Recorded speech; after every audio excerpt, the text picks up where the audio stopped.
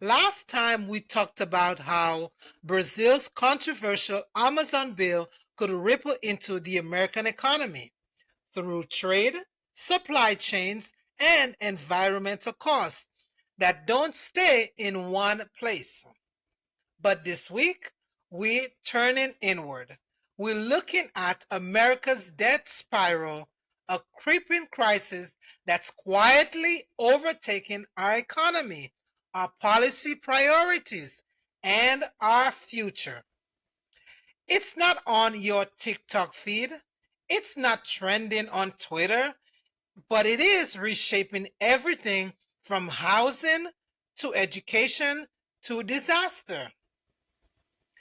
This is the story of budget dysfunction, ballooning interest payments, and the unseen victims who get cut first when the belt tightens.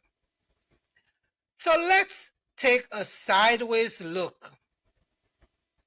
As of mid 2025, the US national debt has surpassed 35 trillion. But that's not the most shocking number. It's the 749 billion in interest payments we've already made this fiscal year. That's more than what we spend on Medicaid or education. And we're not done yet. To put it simply, we're paying rent on past decisions, and it's crowding out our future. Imagine trying to pay off your student loans, your mortgage, or your credit cards, and every month all you can afford is the interest. So, why is no one talking about this? Because debt is abstract. It's a number on a screen. And unlike gas prices or layoffs, you don't feel it right away. But you do feel it when your neighborhood clinic shuts down, or when your child's public school loses its music programs, or they're no longer offering free lunches. Perhaps, or when FEMA delays disaster funds because the federal budget is in gridlock. Let's break it down. What does this mean for everyday folks?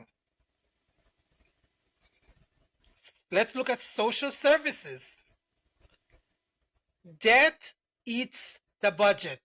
Bottom line, that just means that programs like Head Start, food assistance, and Section 8 housing are on the chopping block. But not because they're not working, but because they don't scream politically. What about local governments? What are they doing? What happens when the feds pull back? Cities, counties, towns, villages have to stretch thin. That basically means fewer mental health workers, slower emergency responses, and crumbling infrastructure. What about the generational crisis, that chaos? What happens to the young people?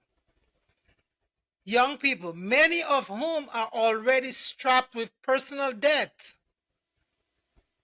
some mostly inherited from the federal budget itself, with no flexibility. That makes progressive investments in climate resilience, universal childcare, and student debt even harder to get relief. So, who's benefiting from this chaos, you might ask?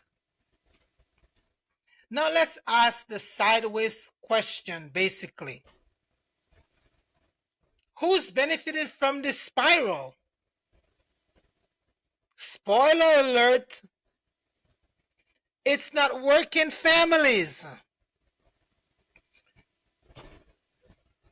Maybe defense contractors who keep getting full funding with little accountability.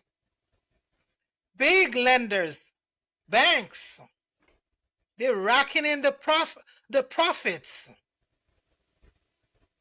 Private equity groups, it's probably them offering solutions often at a cost. What about lobbyists? Oh, they love budget dysfunctions because when nobody's watching the system, all they can do is carve out basic tax breaks, big, beautiful bills, all for the wealthy. So you may want to ask, how did we get here? This didn't happen overnight. Certainly. This is decades of tax cuts, particularly from corporations and wealthy people combined. You see, folks, the math doesn't lie. And yet, every time someone proposes new revenue, whether it's closing tax loopholes or implementing wealth taxes, it's labeled as radical. But what's really radical, it's spending almost $1 trillion not on services, not on programs, but on interest payments to creditors.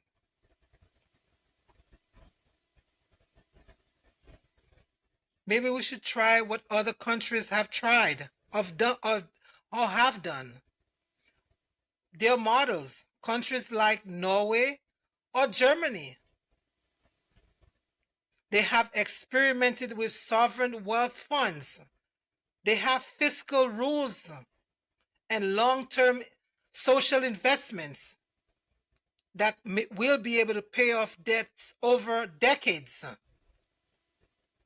Even Canada have managed its debt by the GDP ratio with more discipline in place without gutting its safety net. Maybe we should try that.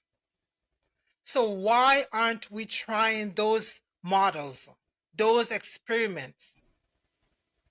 Because in America, we've prioritized performative governance over what? Debt isn't inherently bad.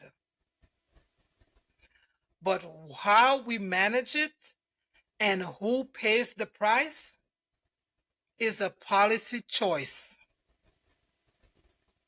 So what do we need to do? We need to have honest conversations about trade-offs. Smarter budgeting rooted in equity. Real accountability from legislatures on both sides of the aisles.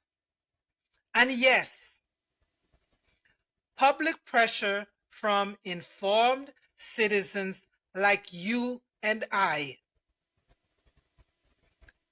Folks, this is a crisis in slow motion. And like climate change, by the time it feels urgent, it may be too late to act. But if we look now, especially if we look sideways and closer, we might still steer the ship. Thanks for joining me today on Sideways Look, looking where others don't. I am Dr. Paul. See you on the next side.